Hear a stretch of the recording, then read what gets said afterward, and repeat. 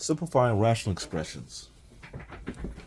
We have a numerator here that is a trinomial, and we're going to factor that into two binomials. So we're going to take the 2x squared plus 3x plus 1, factor that. We'll also factor the denominator, which is 2x squared plus 5x plus 3. So start off with the 2x squared plus 3x plus 1. I'm going to factor into two binomials. Now 2x squared, that can factor into 2x times 1x. The 1 can only factor into 1 times 1. So inside we have 1 times x, which is 1x. Outside we have 2x times 1, which is 2x. We want the same signs, and we want to get a result of plus 3x. So we're going to use positive, positive. That does give us positive 3x, and we have found. We need plus and plus here, plus here, plus here. So that's our numerator. 2x plus 1 and x plus 1. Now for the denominator. The denominator is x squared plus 5x plus 3. So let's see if we can factor that into the two binomials. 2x squared factors into a 2x times 1x. And 3, we have a choice. That's either 1 times 3 or 3 times 1. Let's try the 1 times 3. See if that works. Let's 3 times 1. 3 times 1. That'll give us 3x, and outside gives us 2x. And we need same signs to give us 5 plus 5x. And if I use plus and plus, that does work. So 3 times 1 did work. That does give us plus 5x. So we need plus here and plus there.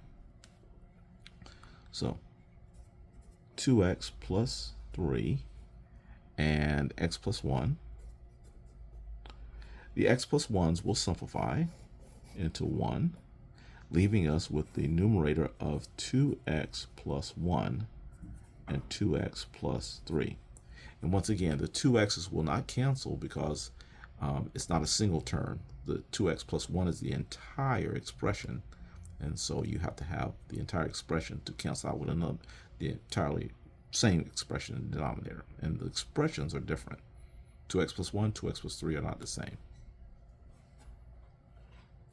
Next, we have a numerator of x squared minus 5x minus 14, and the denominator of x squared minus 3x minus 10.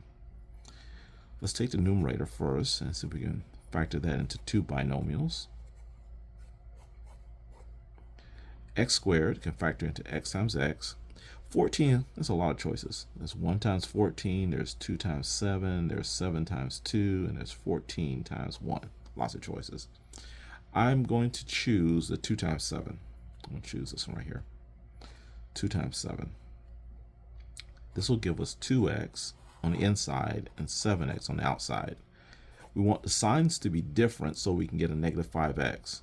Well, different signs, I would choose a plus 2x and a negative 7x because this combination would give us the negative 5x that we're looking for. And that matches. So we need a plus and a negative. Plus and a negative here. So my numerator will be the binomials x plus 2 and x minus 7. All right, for the denominator, we have the x squared minus 3x minus 10. I'm going to factor that into two binomials. X squared factors into x times x. 10, there's lots of choices. There's 1 times 10, there's 2 times 5, there's 5 times 2, and then there's 10 times 1. Lots of choices. I'm going to choose the 2 times 5. 2 times 5. So that makes a 2x, and that makes a 5x. And I want different signs so I can get a negative 3x. And I can use different signs to get negative 3x by using positive and negative here. That combination is negative 3x, so I found the right one. So positive and then negative. So let's put these two binomials here, x plus 2 and the x minus 5. And you can see we do get a cancellation here of the x plus 2 terms. And we're left with x minus 7 and x minus 5 for the denominators. And once again, do not attempt to cancel the x's here. Okay, next, we have a numerator of x squared minus 3x plus 2 and a denominator of x squared minus 1. Now, the x squared minus 3x plus 2, that's a trinomial, so we're going to factor that into two binomials. X squared factors into x times x, and 2, we have a couple choices, 1 times 2 and 2 times 1. Let's try 1 times 2, and here we get a 1x, and here we get a 2x. And this tells us our signs have to be the same, but we want to get a negative 3x. So I'm going to use a negative negative here. Those are the same signs, and that does give us negative 3x. So we found the right combination. So we need a negative and a negative. So our numerator is x minus 1 and x minus 2. Now, the denominator here is x squared minus 1.